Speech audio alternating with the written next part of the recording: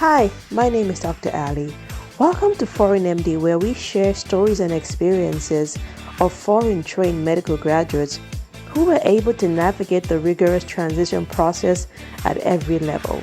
These stories are meant to inspire and encourage you. Stay tuned. Hello, hi, welcome to another episode of Foreign MD. I am your host, Dr. Ali, and I am glad to be here today. And with me, I have Dr. Ibazebo. Thank you so much for agreeing to be interviewed on this session of Foreign MD. As you know, Foreign MD, what we do here, we interview foreign medical graduates who were able to successfully transition. And Dr. Ibazebo is one of the success stories. So could you briefly introduce yourself and tell us a little bit about you and currently where you are, where you practice? My name is Ebehi Ibazebo, and I am originally from Nigeria. I attended medical school in Nigeria at the University of Benin, and I currently reside in the state of Pennsylvania. I am a hospitalist, internal medicine, practicing at Mainline Health in the suburbs of Philadelphia, Pennsylvania. Oh, awesome. So internal medicine, was that the core? I mean, was that what you've always intended to specialize in? I would say yes, in a way, Okay. because I initially had an interest in OBGYN during my medical school, but Okay. when I then graduated and during my internship here in Nigeria, I kind of steered towards internal medicine, and so I think yes, that's kind of been what I've always wanted to do, and I kind of have a passion for it. Yeah. I really enjoy internal medicine, so that's what I do now, and I would say yes, that's what I kind of found myself doing because it is what I enjoy doing. Yeah. Awesome. So you did your medical school in Nigeria? Yes, I did. Okay. At what point in time did you make that decision to come over here to continue your practice? In all honesty, I was not one of the people that kind of knew that they were going to come over to the United States. Okay. I actually passed my primaries in Nigeria and started my residency still in internal medicine in Nigeria. Then Okay. I started dating someone and things got serious, and I knew I was going to move over here at some point, and then I knew I was going to be jobless. I knew I still wanted to practice medicine, Okay. and so I started preparing towards that. Yeah, so I think that's kind of my journey. Okay. So it wasn't an initial, you kind of found yourself because you're in a relationship and the person was over here, and then you figured, okay, I'm at some point in time I need to move over here to continue practice. Okay. So what did that journey look like for you? Like, so when that was happening, you were in the middle of training over there. Did you start reading over there? Did you wait until you got here to start preparing, or how? Well, what take me through that process? Oh, it was a long journey because like I said, I already mentioned I was already doing my internal medicine residency back in Nigeria, which is kind of stressful too. Mm-hmm. And I was preparing for my part 1 and at the same time reading for my USMLE step 1. Oh, wow. And it was a decision which was kind of hard because my mates we all studied together were studying, and I was going the alternate way and preparing for step 1. And I know I had to. It was a choice. Like, what was I really going to do? I knew this was my destiny. Let me put it that way. And why waste time doing the part 1 when I knew I had a major exam coming up in front of me? True. So I started reading for my USMLE Step 1. I did the Kaplan books, the first aid and UWOL and everything. And I remember traveling to Ghana to write my Step 1 USMLE exams over there. Yeah. So that was my journey, or that was the beginning of my journey, having to work and do calls and study. And we all know about the internet situation in Nigeria. Yeah. And getting up at night to study and prepare for my USMLE Step 1. So I guess that was, but it went well, I would say. Yeah. So how long did it take you from when you started studying till when you finished? For Step 1, I studied for about 6 months between, which was, I think Step 1 was kind of the hardest because you had to go back to all the biochemistry and the basics, which wasn't microbiology and all that. So I studied for about 6 months, and I then, like I said, traveled to Ghana to write my exams. Then Step 2 was another journey because then I had moved. I didn't move to the US initially. I moved to the Bahamas because I was kind of waiting for my papers to come through. So I moved to the Bahamas. Luckily, I got a job there. Okay, so you got to practice. You were practicing in the Bahamas at that time? Yes. I was practicing because my goal was to not be idle. So I got a job in the teaching hospital where I was a senior house officer in internal medicine, and my consultants were US trained doctors. So that kind of gave me a close experience to being a few hours from the US and having US trained doctors, which kind of helped my resume too. For Step 2 CK, that's the clinical knowledge. I was pregnant at that time, and I still didn't have, because I was waiting for my papers, I didn't have a US visa, and I had to travel all the way to London. I was like 6 months pregnant. Yeah. So my goal was just to get things done before moving and before my baby came. So I had time to kind of do things and be a mom and kind of balance things out. And I also didn't want to be out of clinical medicine for a very long time.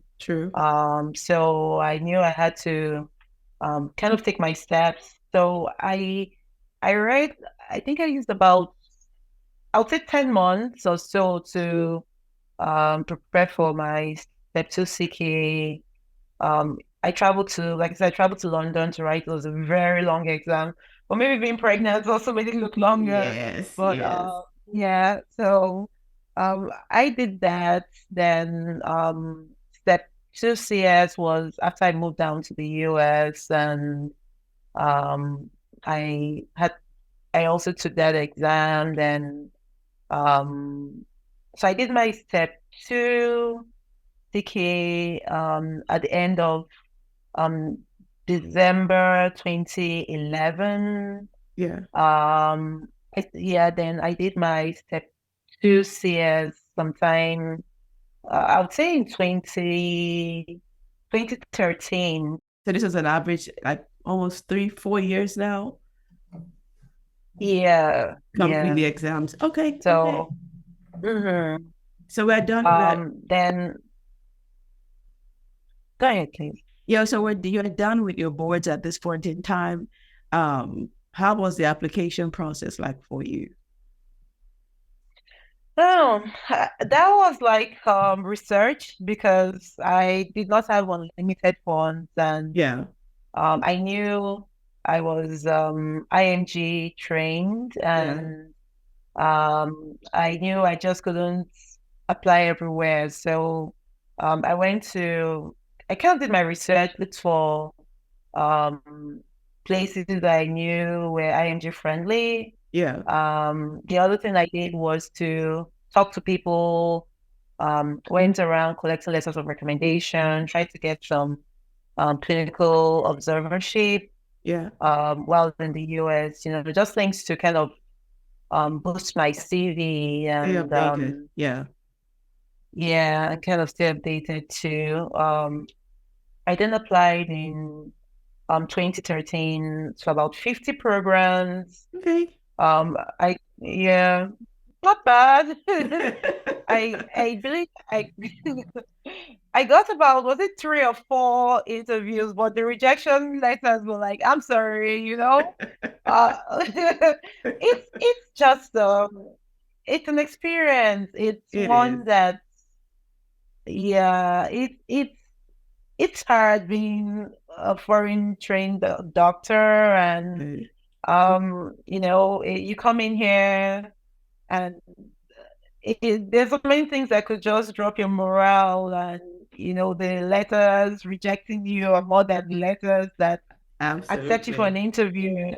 Yes. So it just takes kind of like learning how to brush it off, knowing that, well, this is one of the things you will experience, and Yeah. life happens, I guess. That's And they what don't know you you, would say. A lot of times they don't know Yeah. you. They don't know what you're bringing to the table. And so, I mean, Yeah. a lot of it is just judged based on what Yeah. they see on paper, Yeah. you know. Most times they don't even get to the paper. It's more like a filter. I kind of cut you off before the Before oh, they the day even of look. graduation. Oh, you're gone. Now, the big question, did you match at that time? So I was lucky and I matched. I I was lucky because I didn't do anything Yes, you special, were. Yeah. just went for my interviews and what I know, which everybody does. That's Yeah. why I said didn't do anything special. I did my networking. People Yeah. helped me get some interviews. I went for an interview in one of the programs where I had networked, and Yeah. I met with the program director. She was very nice, Yeah. and that was my of all the interviews I went for, because I interviewed in Chicago, Rochester, New York, which I really didn't like because it was so gloomy, and I heard that they had some like 6 months in a year. Then I interviewed in New York, and with the subway, I was like, God, I don't want to have to do this with my son. I Yeah. couldn't imagine New York as a mom and everything. Yeah. So Yeah. I kind of told God that I wanted to go to Chicago. Yeah. That Yeah. was my yeah at that moment. Yeah. So after interviewing in every program, I followed up with a thank you note, and I the best response I got was from Chicago, where I had interviewed, and I told God that this was what I wanted, Yeah. Yeah. Um, so I kind of clicked with my program director, and I remember. I think one of the things that struck me was when I went for the interview in New York. The program director there was kind of asking me that what was my future plan after residency, and I told her I wanted to do a fellowship in cardiology, and she was kind of skeptical. I was like, like if you can't encourage people, that's more like, oh, that's kind of very difficult to get into, and I'm like, Yeah. okay, so that's kind of like, well, a beggar has no choice, right? Well, So not really. first step is getting in. Yeah. Yes. Then Yes. yeah. So I was lucky. I remember when I got the initial letter saying You matched. it was such a relief. It was because you never really know. You Yes. put in your best, you do everything you're supposed to do, and you just Sometimes. leave the Yeah. rest. So we Yeah. start residency, and I mean, how old was your son when you started at this time? He was 2.5. Oh Yeah. wow! Oh wow! Oh wow! Yeah. So how It did was that hard. look like for you? Oh, I remember my first day. I was on the floor. I was on call on my first day. Yeah. New, um, EMR was new. Obviously, Yes. everything was new to me. Yeah. Yeah. That's which was like the most difficult thing on earth. I'm not Yeah. a fast typer, so The typing is I another thing, struggle. yes. I Yeah. know, because now I see my 11-year-old is going so fast. I'm like, I was so slow. Overwhelmed is an understatement. I just, it was hard. I just Yeah. had to tell myself that I had to do it. I had to be resilient. I had to persevere. It will Yeah. get better. And Yeah. um, I had the team. My senior resident was very helpful. Okay. That's always But very helpful.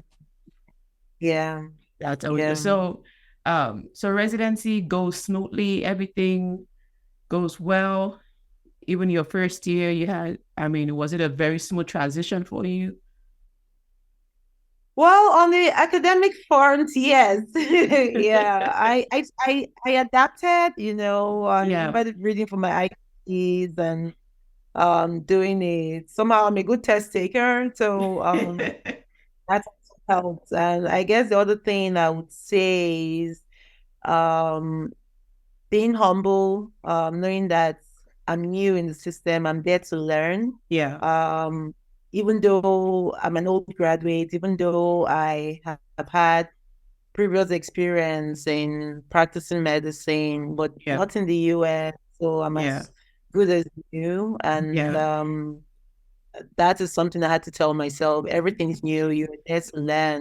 True. True. What you've done in the past, just put it aside and go in and learn and be humble. So that was something I had to tell myself, And even though I was older than most of my seniors, I needed them. And, you just have to respect the people that are ahead of you and learn from them, So that's something I would say as a foreign medical graduates, because our path is kind of different. Yeah. Uh, we end up being one of the oldest. We actually So do.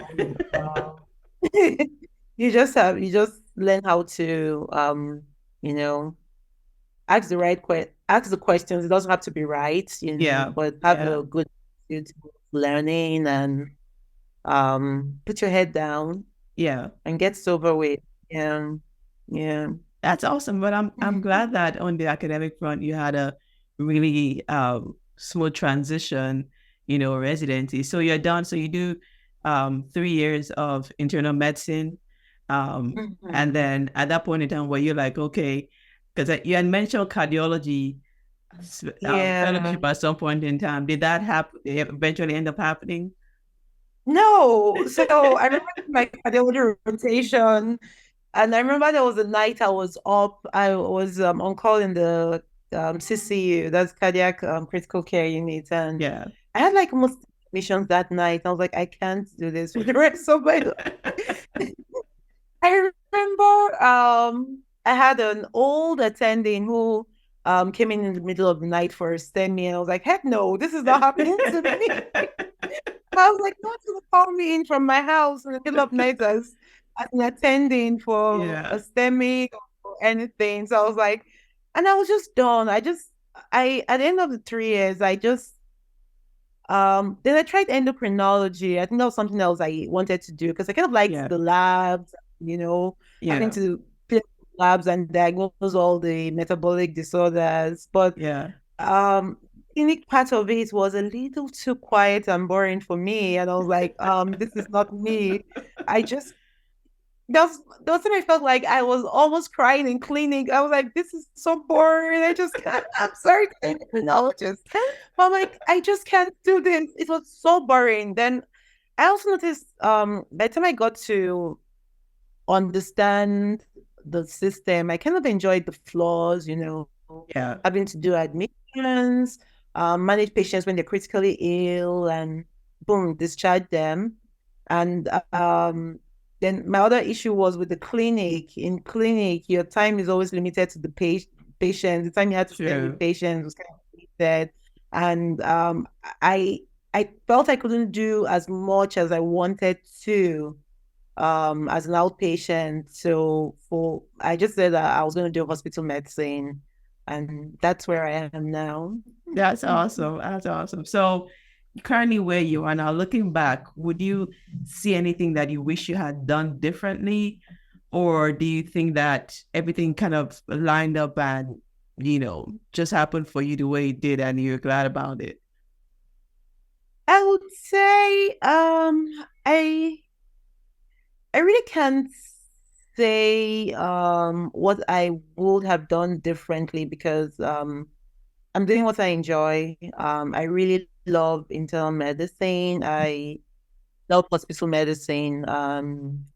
And I kind of feel like, well, things went well. I probably I would say um maybe I would have.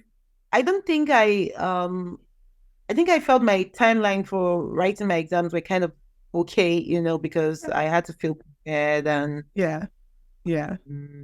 luckily I was lucky to get some average good scores. And but I would say I wouldn't have done anything differently. I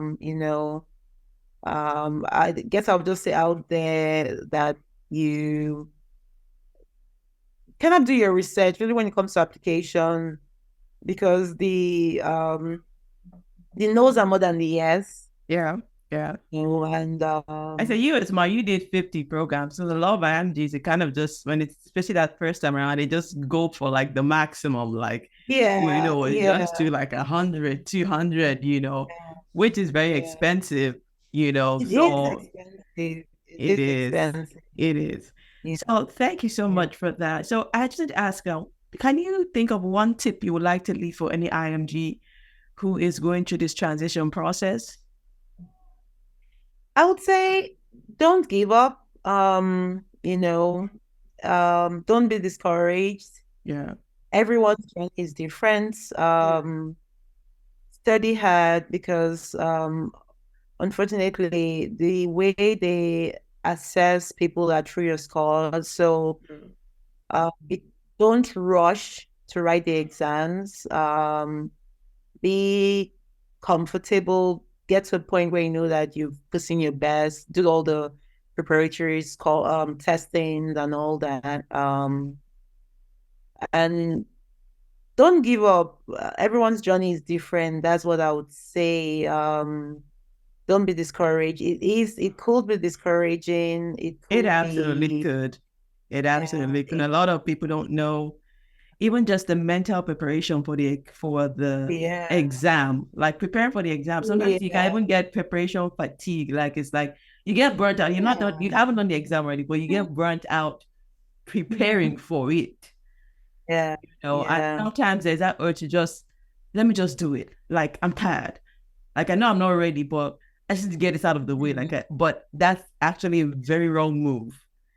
Yes, it is. Like don't ever get to that point and say like let me just get this done. Like people have done that and knowing that they were not ready and totally regretted it, because once those scores come out, there's no taking them back. There's no taking them back.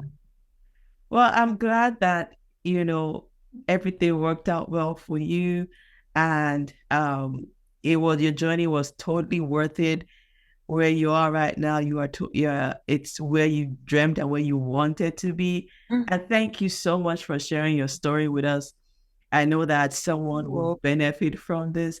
And if anyone wants to reach you, are you okay with leaving your email in case they want to contact you just to ask you any questions? Yeah, sure. My email is quite simple. It's Dr. Ebehi, that's Drebehi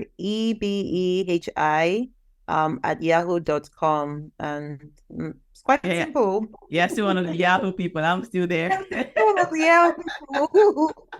I'm still scrolling through my thousands of emails. Well, thank you so much. Really appreciate it. And you can, if for those of you watching, you can always join the conversation on Facebook at Foreign MD. But thank you so much, Dr. Ibazebo, for sharing your story with us, and we appreciate you. Welcome. Thank you so much for doing this. It is very useful, because it's hard as a foreign medical graduate. It is. I hope you enjoyed today's episode. Please share, like, and subscribe to encourage a fellow physician who is also on this transition journey.